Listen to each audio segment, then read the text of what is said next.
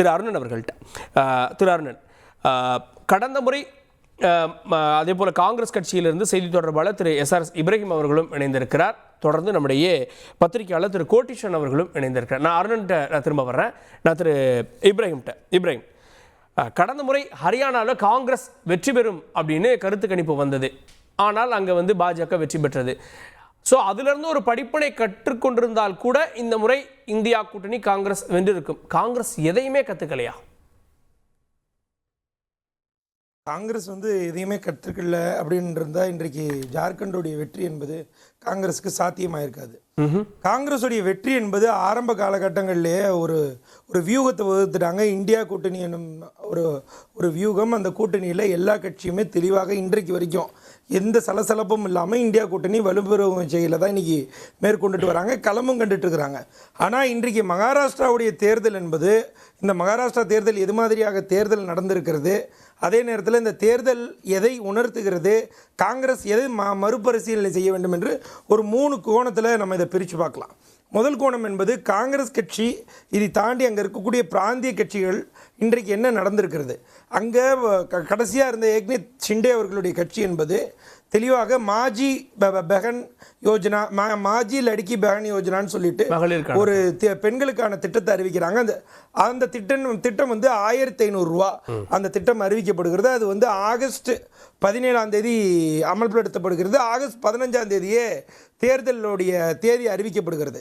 இதிலிருந்து நீங்கள் புரிஞ்சுக்கலாம் எந்த இடத்துல இந்த திட்டம் எந்த அளவுக்கு இந்த திட்டம் எதற்காக அறிவிக்கப்பட்டிருக்கு. ஆனால் இந்த திட்டத்தை மேற்கோள் காட்டும்போது நம்ம ஒரு விஷயத்தை சொல்லணும்.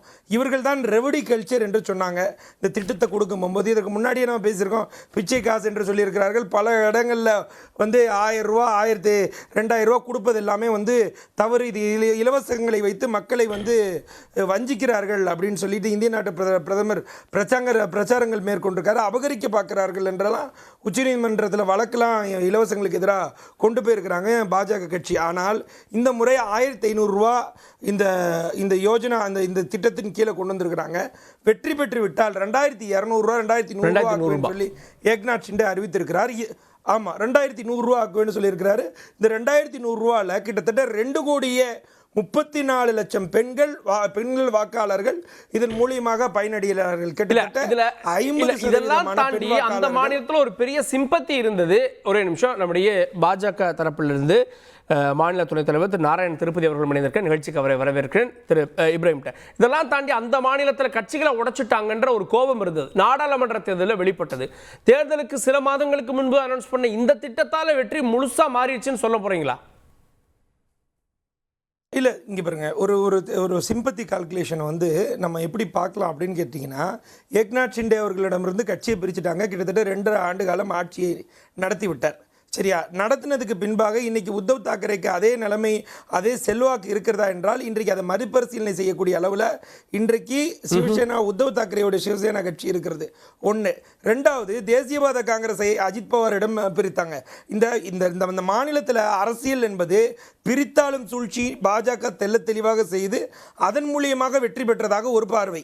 இன்னொரு பார்வை, மோடியுடைய அந்த பிரபலம் என்பது இறங்கு முகமாக இருக்கிறது என்பதை இந்த மகாராஷ்டிரா தேர்தல் ஒரு உணர்த்துகிறது. எப்படின்னு கேட்டீங்கன்னா, இந்த முறை சிஎம் யார் என்று சொல்லவே இல்லை, முதலமைச்சர் யார் என்று கேம்பெயினே பண்ணல, இந்திய நாட்டு பிரதமரையும் முன்னிறுத்தி அவங்க கேம்பெயின் பண்ணல. இதை தாண்டி RSS தான் இந்த வெற்றிக்கு காரணமாக இருந்திருக்கிறார் என்று மூத்த தலைவர் சுப்பிரமணிய சாமி அவர்கள் தெளிவாக சொல்றாரு. அதாவது இந்தியாவில் நரேந்திர மோடி என்ற பிம்பம் நாளுக்கு நாள் வீழ்ந்து வருகிறது. அதன் காரணமாக தான் ஹரியானா தேர்தலில் RSS வேலை செய்து வெற்றி பெற செய்ய வைத்தது. இன்றைக்கும் மகாராஷ்டிராவில் கிரவுண்ட் ஒர்க் பண்ணது RSS தான். இந்த வெற்றி RSS-க்கான வெற்றி தான். பாஜகவை இனி வரும் காலகட்டங்களில் நாங்கள் வழிநடத்தி செல்வது RSS தான் வழிநடத்தி செல்ல போகுது. காரணத்தை கொண்டும் நரேந்திர மோடி அரசியல் பிரிவு தான் பாஜகவை இருக்கிறது. RSS வேற, அமைப்பு ரீதியா வேற சார். செயல்பாடுகளோ சிந்தனையோ வாக்கு வங்கி அரசியலோ அவங்க தான் இவங்களுக்காக வேலை பார்க்குறாங்க. முன்பா இல்லை ஒரு பாயிண்ட் புரிஞ்சுங்களேன். என்றைக்குமே RSS நேரடியாக களத்தில் இறங்கி வேலை பார்த்ததெல்லாம் கிடையாது. RSS அறிவுரை கூறுவாங்க, இவங்களை வைக்கலாம், இந்த பவர்ஃபுல் லீடர் தேவைப்படுதுன்னு சொல்லி நாக்பூரில் நேரடியாக அதோடைய தலைமையாக இருக்கக்கூடிய நாக்பூரில் தெளிவாக RSS தலைவர் சொல்கிறார். பவர்ஃபுல் லீடர் நம்மளுக்கு தேவை அப்படின்ட்டு. அப்போ அதிலிருந்து என்ன தெரியுது அப்படின்னா, அதாவது பாஜகவை அது ஆர்எஸ்எஸ்ஐ பின்புலமாக இருக்கக்கூடிய பாஜக தான் சொல்லணும். அப்படி இருக்கிற நிலைமையில ஆர்எஸ்எஸ் நரேந்திர மோடி என்னும் பின்பம் விழுந்திருக்கு அப்படின்றது உறுதி செஞ்சிருக்கிறார் இன்றைக்கு இருக்கக்கூடிய மூத்த தலைவர் சுப்பிரமணிய சாமி அவர்கள். ஓகே, இன்னும் நிறைய நம்ம விவாதிக்கலாம். திரு நாராயண திருப்பதி அவர்கள்ட்ட மோடியை மையப்படுத்தி மையப்படுத்தி இந்த தேர்தலை சந்திக்கல, அதனால தான் அங்க பாஜக வெற்றி பெற்றது, அதனால தான் அங்க ஆர்எஸ்எஸ் வேலை பார்த்தது அப்படின்ற பார்வை எடுக்கிறாரு. ஏன் கடந்த முறை ஜெயிக்கல, இந்த முறை ஜெயிக்கிறாங்கன்றப்போ இந்த தியரி ஒர்க் அவுட் ஆயிருக்கும்? இது எல்லாமே அவர்களுடைய காங்கிரஸ் கட்சியினுடைய அந்த வெறுப்பு அரசியலை தான் வெறுப்படுது. தொடர்ந்து அவர்களால் ஆட்சிக்கு வர முடியவில்லை, அதிகாரத்தில் இருக்க முடியவில்லை என்கிற காரணத்தினால மோடி வெறுப்பு, பாஜக வெறுப்பு என்கிற அஸ்திரத்தை கையில் எடுக்கிறார்கள்.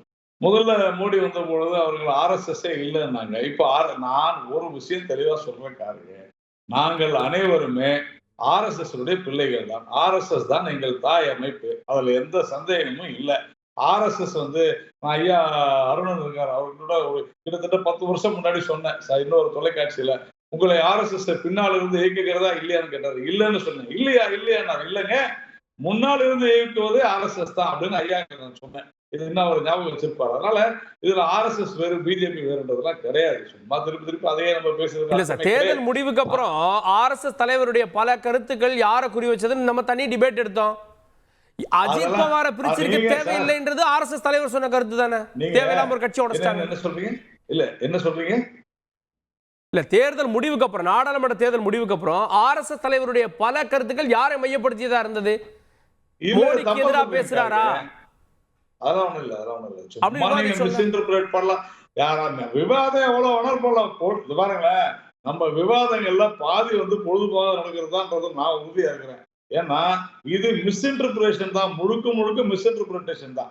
ஏன்னா இதுல என்ன மிஸ்இன்டர்பிரேஷன் அப்படின்னு சொன்னாங்க, இந்த 2 கட்சிகளும் சிவசேனாவும் அதே மாதிரி பவார் அவருடைய தேசியவாத காங்கிரஸையும் நாங்க உடைக்க வேண்டிய அவசியம் எல்லாம் இல்லைங்க, உடைக்கவும் முடியாது. ஏனென்றால் திரு சரத்பவார் அவர்கள் மிக மூத்த அரசியல்வாதி இந்தியாவினுடைய மிகப்பெரிய அமைச்சராக, ஒரு பெரிய அரசியல் தலைவராக இருக்கின்றவர். அவருடைய கட்சியை எப்படிங்க உடைக்க முடியும்? அதே மாதிரி சிவசேனா சாதாரண கட்சியா? மகாராஷ்டிரால அவ்வளவு பெரிய கட்சி. ஆனால் அவர்கள் இந்த நம்ம சிவசேனா பாரதிய ஜனதா கட்சிக்கு செய்த துரோகத்தை மக்கள் அவர்களுக்கு செய்த துரோகமாக பார்த்தார்கள் என்பதுதான் உண்மை. இல்ல சார், இல்ல அவங்களா வந்தாங்க, அவங்க கட்சியோட தான் வந்தாங்க நீங்க சொல்றீங்க. ஆனா பெர்செப்ஷன் எப்படி இருக்கும்? கட்சியை உடைத்து சின்னத்தை வாங்கி கொடுத்து அவர்களை கூட்டணிகளும் சேர்த்து கொண்டு இந்த வெற்றியை சாதகமாக்கி இருக்கு பாஜக பார்க்க மாட்டாங்களா? அதுதானே காரணம் சொல்லிட்டு இருக்காங்க அவங்க.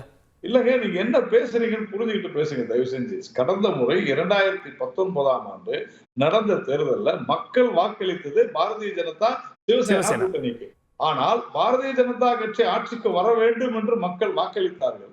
ஆனால் அதை நிறைவேற்ற முடியாமல், அதை ஆட்சி அமைக்க முடியாமல் போனதற்கு காரணம் யார் அப்படின்னு சொன்னாங்க, பால் தாக்கரே, நம்ம தாக்கரே அவர்களும் காங்கிரசும் தான். அப்போ அதனாலதான் பிரச்சனை. அந்த பிரச்சனையினாலதான் இது செய்வது பிடிக்காமல் தான் அஜித் பவார் வந்தார். நீங்க எப்படி இது மாதிரி செய்யலாம்னு சொல்லி அஜித் பவார் வெளியே வந்தார். நல்லா புரிஞ்சுங்க. அப்போ அதை பற்றி யாரும் பேசுவதில்லை. மக்களுக்கு காங்கிரஸ் கட்சி செய்த துரோகம், கர்நாடகாவில் எப்படி மதசார்பற்ற ஜனதா தளத்தை மக்கள் நிராகரித்தார்களோ, மறுபடியும் அவர்களுக்கு போய் ஆதரவு கொடுத்து அப்படி வந்தது அந்த நேரத்துல. அந்த மாதிரி காங்கிரஸ் கட்சி மக்களுக்கு செய்த துரோகத்தின் விளைவுதான் இந்த முறை மிகப்பெரிய. இதுல ஒரு விஷயம் காருங்க, நல்லா புரிஞ்சுங்க. இந்த முறை மகாராஷ்டிராவை 26.77 விழுக்காடு இதுவரையிலும் பாரதிய ஜனதா கட்சிக்கு வந்திருக்கக்கூடிய வாக்குகள் தேர்தல் ஆணையத்தினுடைய நோட்டிபிகேஷன் படி. ஆனால் நீங்க பாத்தீங்கன்னா கடந்த முறை தேசியவாத காங்கிரஸ் 14%, சிவசேனா 16% எடுத்திருக்கிறாங்க. இந்த முறை நீங்க ரெண்டுத்தையும் கணக்கு போட்டு பாத்தீங்கன்னா இந்த சிவசேனா கிட்டத்தட்ட 23% ஆகுது. 7% இந்த இரண்டையும் சேர்த்து போட்டீங்கன்னா 23% ஆகுது. அது பிஜேபிக்கு வந்திருக்கக்கூடிய வாக்குகள். 149 இடங்கள்ல இதுவரையில 133 இடங்கள் பாஜக வெற்றி பெற்றிருக்கிறது என்று சொன்னா மக்கள் எந்த அளவிற்கு ஒரு கோபத்துல இருக்கிறார்கள் என்பதை நாம் உணர்ந்து கொள்ள வேண்டும். இங்க இது முழுக்க வளர்ச்சிக்காக கிடைத்த வெற்றிதான் என்பதுல எந்த மாற்று கருத்தும் இல்லை. செய்திகளை உடனுக்குடன் தெரிந்து கொள்ள உடனே சப்ஸ்கிரைப் பண்ணுங்க.